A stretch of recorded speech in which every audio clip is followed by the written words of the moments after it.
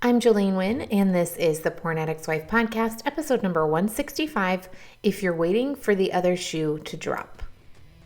I used to think of myself as the wife of a porn addict, but I do not think of myself that way anymore, and you don't have to either. In this podcast, I am going to teach you how to manage your mind and your emotions so that you can stop living your life around your husband's pornography addiction. I am going to teach you how to stop being the victim and how to conquer his pornography addiction, even if he never does. I'm Jolene Wynn. I am a certified life coach, and I am a member of the LDS faith and the wife of a former porn addict. And this is a podcast for the Porn Addict's Wife. Good morning, my ladies. How are you? I hope you guys are having a great morning. I started off my morning with a personal training session and my legs hurt. I just hired a personal trainer. I talked about this in an email that I just sent out, actually. But it's so fascinating. I love having a personal trainer. I actually, at one point in my life, wanted to be a personal trainer. And I just hired one again. And I am so excited because this trainer is going to push me in ways that I am not pushing myself. And that may sound like something that would be ridiculous. Like, why on earth would you pay somebody to do that? You're basically inflicting pain on purpose. But the reason that I'm so willing to do this and so excited about it is because I know that he's going to get me where I want to go. And can't wait. I'm very excited. I have tried for years to do this by myself. It is not working. And I've been able to get myself to a certain point, and now I'm ready to, I finally had to admit, okay, what I'm doing, I've reached my limit of what I can do on my own. And I decided it was time to hire the expert. And I recognized and realized that I was not the expert in this situation. And that took a little bit of humility because I know a lot about the fitness industry. I've done a lot of studying just on my own. Like I said, I wanted to be a personal trainer, so I know quite a bit. And so I thought, no, I can do this. I know so much. All I have to do is just implement the things that I know. And it took me saying, you know what? Even though I know everything, I'm going to need somebody who has a little bit more experience and expertise than me. And they're going to help me do it faster and better and more efficiently. And even after just the first conversation that I had with him, I recognized how amazing it was and that this was the best decision. He was able to really define things and help me shift mentally, even just in our first training session together. And I just knew that this was going to be exactly what I needed. And I talked about this in an email that I sent out a couple days ago, but that's what I wanted to offer to y'all. I know there are so many of you guys that listen to this podcast and you're applying it and you're doing it on your own, and that's amazing, and I'm so proud of you. But if you're not getting the results that you want, if you're not finding, I get messages all the time, hey, I'm learning everything from the podcast, I feel like I'm applying it well, and I feel like I'm doing really well for a little while, and then something will happen, my husband will relapse or whatever it is, and then all of a sudden I'll get thrown back to where I was before. And this is very, very common and very normal when you're trying to implement all of these new things on your own. And this is what I want to offer, ladies. It's time to bring in the big guns. It's time to hire the expert. When you're not the expert, that's why we have experts, to come help us in scenarios where we are only able to get ourselves so far. And then we need some help, which is exactly why I do what I do. My job is to help you. And immediately I can make your progress so much more efficient because I'm able to see things that you can't.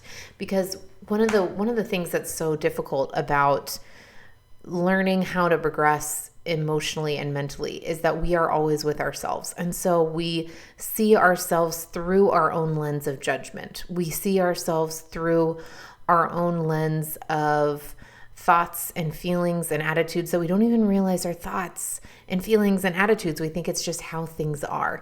And so my job is to help you uncover that and clear all of that up so that you can see things that are happening that you aren't even realizing. And then to help you learn more efficiently how to handle things better. Okay, so that's what I want to offer. That's my lesson that I learned from my personal trainer, from hiring my personal trainer. So come work with me, ladies. I think it's time. So go to my website, jolenewynn.com. You can sign up today. It is a lifetime access program. I did a podcast episode a couple weeks ago called What is Life Coaching? Go listen to that. You can sign up today and I will start helping you immediately. Okay. I did want to let you guys know, for those who are interested in getting some coaching from me for free, I am hosting a free coaching call. This is going to be on Wednesday. Let me get on my calendar. Wednesday, July 19th. And it's going to be at 11 a.m. Again, you can go to my website, jolenewind.com. You can go to the Coach Week tab. You will see it all on there. This is free. So if you want to try out coaching, or if you're thinking about joining, but you want to see how it goes first, if you have something that you want help with, you can sign up for this call. Just register online. Again, it's free. And then you can come to the coaching call and I will help you with whatever it is that you're working through. Okay? All right, ladies, today I want to talk about if you're waiting for the other shoe to drop. This is a phrase that I had never really used in my life. And then I started coaching and I hear it all the time. So basically this phrase is if you're just waiting for something bad to happen. You guys feel like that sometimes? It's like, oh, it's too good to be true, or don't get your hopes up, or you feel like things are going too well. You guys know this feeling, and you're just kind of like on edge, waiting for something bad to happen, because that's what it seems like happens. It feels like things go well for a while and then something bad inevitably happens. And so when things are going well, rather than just enjoying the fact that things are going well, instead we have a little bit of anxiety, we have a little bit of tension, we have a little bit of a resistance to allowing the good to just happen and to relax into it. Instead, we get our guard up. Instead, we don't want to relax into it, because what if something bad happens tomorrow? We think that having our guard up will make us more prepared. Now, one of the ways that I see this most frequently with my clients is if their husband is in a relapse pattern, right? Or if he's relapsed before. If he's relapsed at all ever, then I see this, because your brain says, okay, when he relapsed last time, we felt a lot of negative emotion and we don't want to repeat that. Or at least we want to be able to see it coming, because I felt blindsided. How many of you guys have thought this? He relapsed, or it came out of nowhere, or I didn't even know my husband was watching pornography and then he told me and I felt blindsided. Our brain hates the feeling of being taken by surprise because it thinks that we'll die, right? So our brain always would rather be prepared than taken by surprise. But what that means is that you are always then expecting the worst of your spouse. Do you see this? You are then always anxious and always expecting that your husband is going to repeat the worst thing. Now, not only is that going to affect the way that you engage with him in a relationship, because imagine if he always expected the worst of you. That doesn't seem very nice. We wouldn't really want him to do that, right? We would want him to expect the best of us and to see things and have hope in us and believe things about us that aren't even true. We want him to believe the best in us. We want him to see the best. But we're not offering him the same. We are expecting the worst. Now, we're not trying to see him in the worst light possible, but that's what unintentionally happens as a result of us constantly being on edge and expecting the other shoe to drop, expecting a relapse to happen, expecting something negative to happen. You with me? And our brain wants to do this because it thinks that if we at least see it coming, it will somehow hurt less. Ladies, I can't say it enough. Your husband watching pornography is probably always going to hurt you as long as you believe you're not okay with pornography, or that he shouldn't do it, or that he shouldn't do it when he's married to you, or whatever your thoughts are. That's what I think. I keep those thoughts, and I know that keeping those thoughts means that I'm going to feel hurt if my husband ever watches pornography again. I absolutely know that, and I'm okay with that. I'm willing to keep it. So you guys can keep that thought too. But it doesn't matter whether you see it coming or whether you don't. Him watching pornography is probably going to hurt your feelings. Okay? Your brain is lying to you because it thinks that if you see it coming, if you prepare for it, if you expect it to happen, it won't hurt as bad. And it's not true. The only difference between expecting it to happen and not expecting it to happen is that you might not have to feel blindsided. And I want to even offer that that's not necessarily true, because it's not either. It's our brain thinks it's all or nothing. Our brain thinks either I expect it to happen and I'm always on edge and I'm watching for it and it's just in the back of my mind and I'm just waiting for the other shoe to drop, or I have to be completely naive and I have to just forget that it's ever happened and I'll be completely blindsided next time. But what I want to offer is that there's something in the middle. And what that is it's a decision that you make on purpose. And what that looks like is, you know what? Yeah, he's relapsed before. And it's possible that he could again. but I'm not going to allow myself, or let me rephrase, I'm going to give myself permission to not expect it to happen.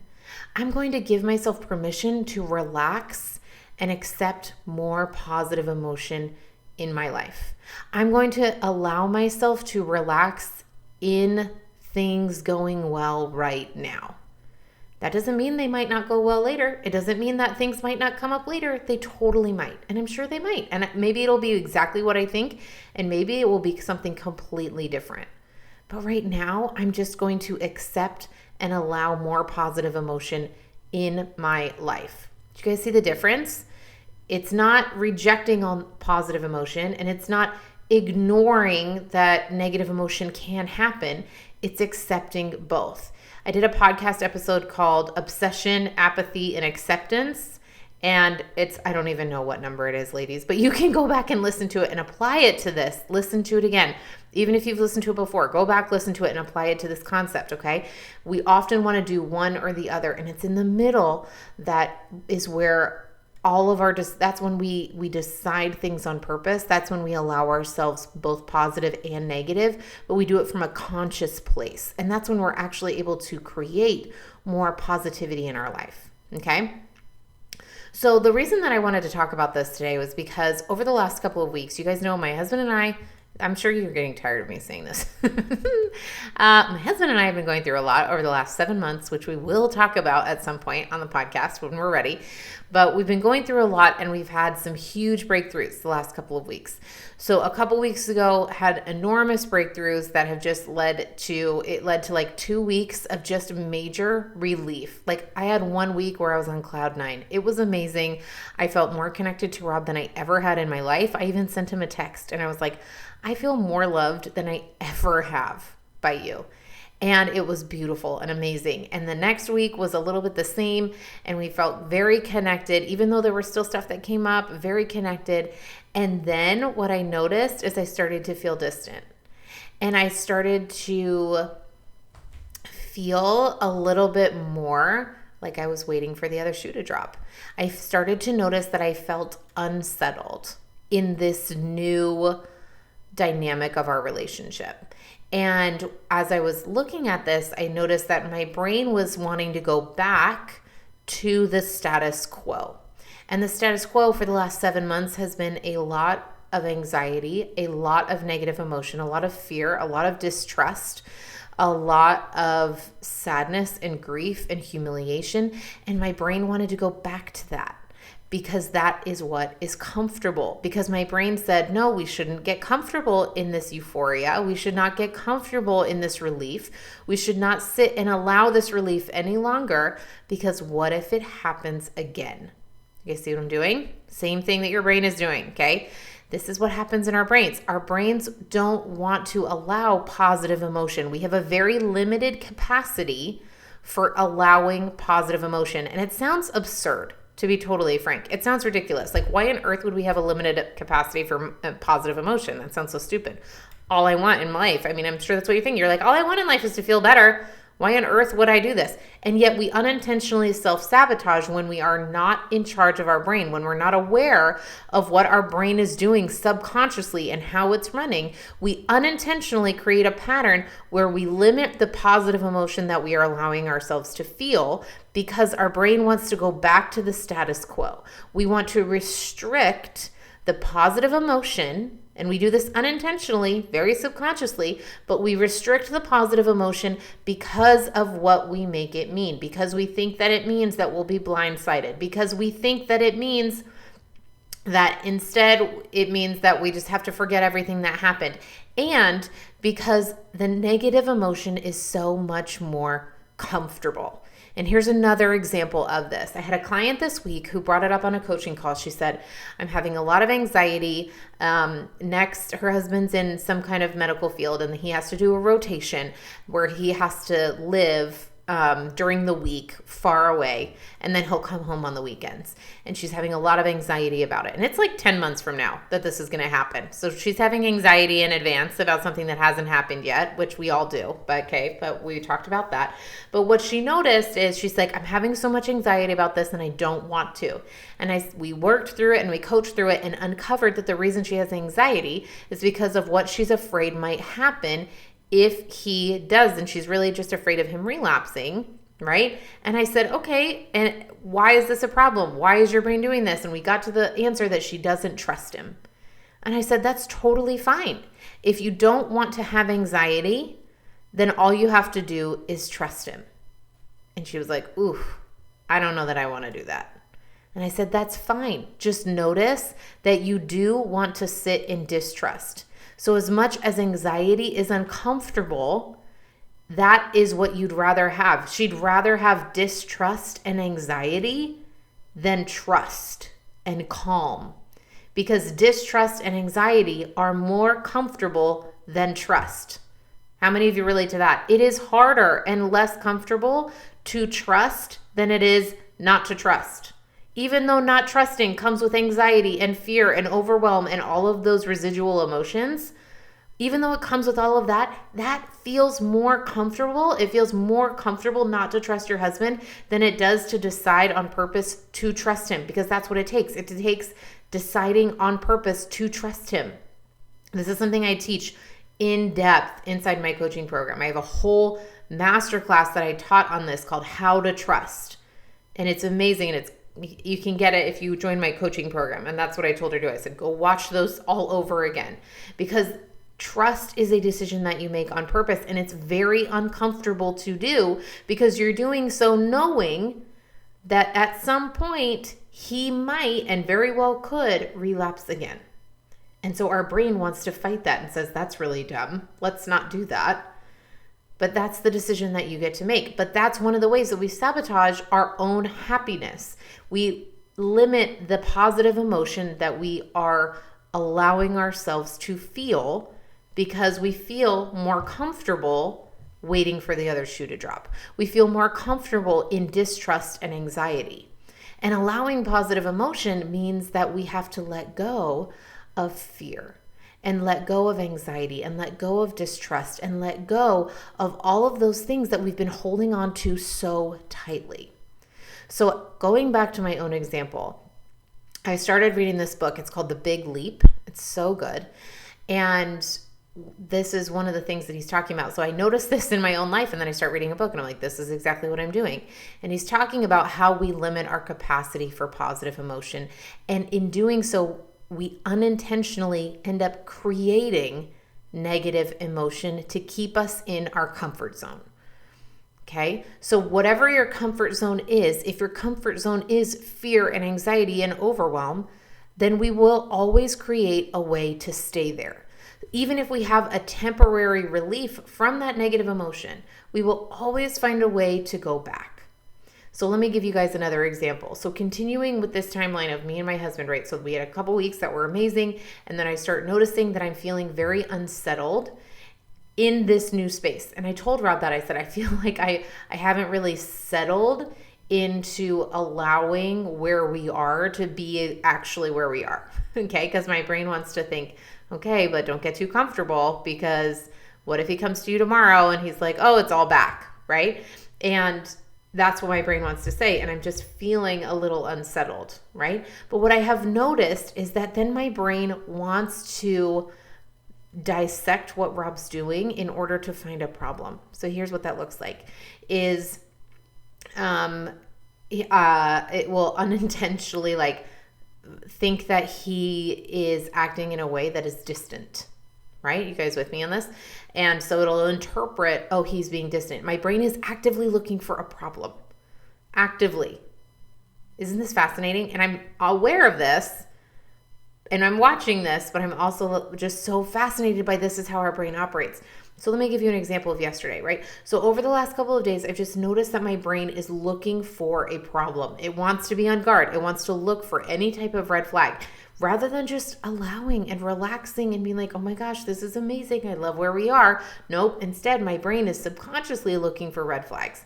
So it wants to find evidence that he's distant, wants to find evidence that he's doing something wrong, wants to find evidence that there's a discrepancy in his behavior or what he's saying, even just his attitude, right? So yesterday, on Sunday, yesterday, I woke up from a nap and I came downstairs and I start cleaning the kitchen and making dinner. And he was taking a nap on the couch and he wakes up and all of a sudden I start looking at him and I'm like, he's not talking to me the way that he normally does. He's acting a little bit distant. Maybe something is up. And then for the rest of the evening, I noticed that that's what my brain found evidence for. And it just was like, nope, something's off. And so then I talked to him about it. And it's so interesting because this is all just because my brain doesn't want to settle in the positive emotion. My brain wants to sit in the anxiety of waiting for the other shoe to drop because it thinks that waiting for the other shoe to drop is going to make me more prepared and less hurt if something actually happens. Ladies, it's not true.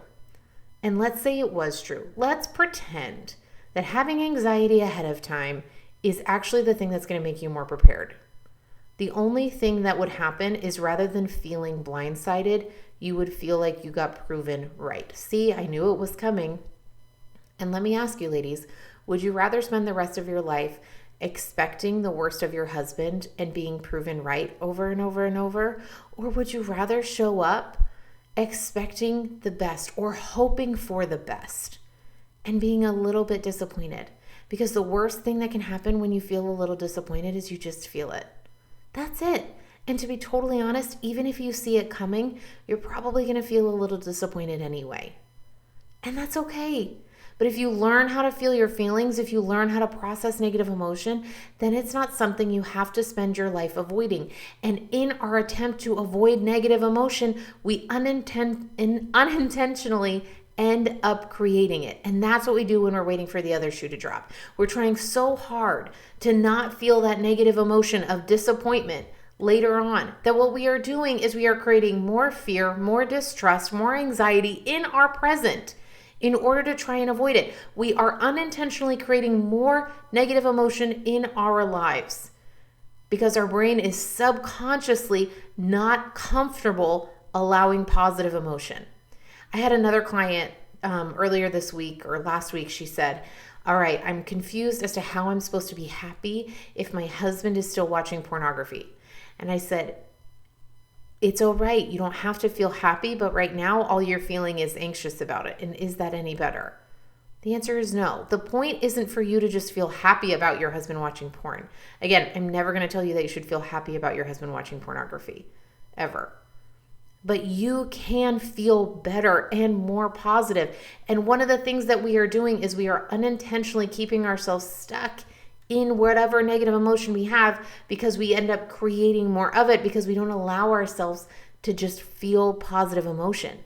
And I just did this. I'm doing this currently, ladies. I'm not allowing myself to sit in the euphoria and the relief. Instead, my brain is creating a feeling of unease and distrust. And it's going on edge and it's looking for red flags, which don't even exist. And then I end up creating them. Because when I bring up to my husband, hey, I think you felt distant, how do you think I'm acting to him? If I think he's distant, and then I'm on edge. And if I'm feeling on edge, then how do I come across to him? I'm not touching him. I'm not open with him. I'm not communicating. And I'm not opening up and being vulnerable. And what does that do in a relationship? It creates more unease inside the relationship and more potential for arguments and more potential for conversations that don't go well. Are you guys seeing what I'm saying? I'm unintentionally creating a more negative relationship just to prove myself right that something is wrong. And in doing so, I'm creating the thing that is wrong. And this is what our brains do.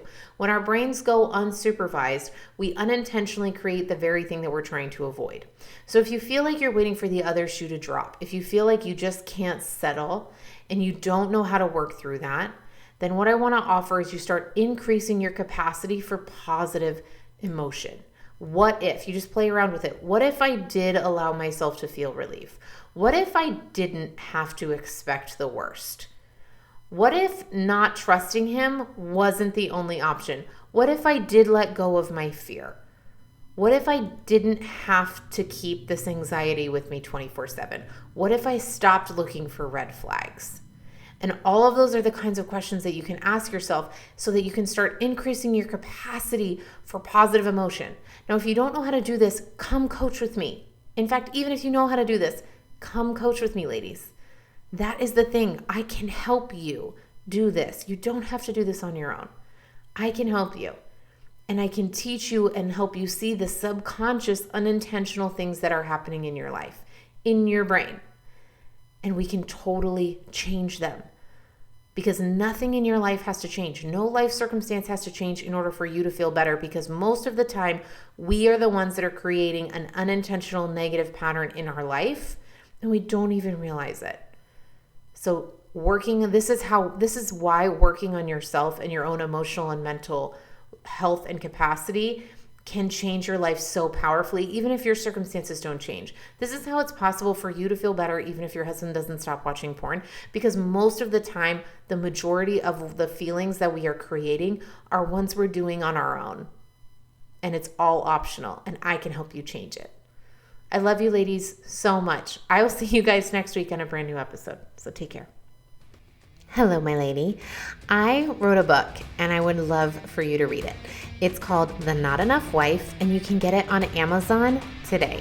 This book is for any woman who has ever felt like she wasn't enough, not enough as a wife or as a mom, if she didn't have Instagram-worthy enough pictures, if she didn't throw Pinterest-worthy parties, if she ever felt like she was not enough, this is the book for her, and it's for you too.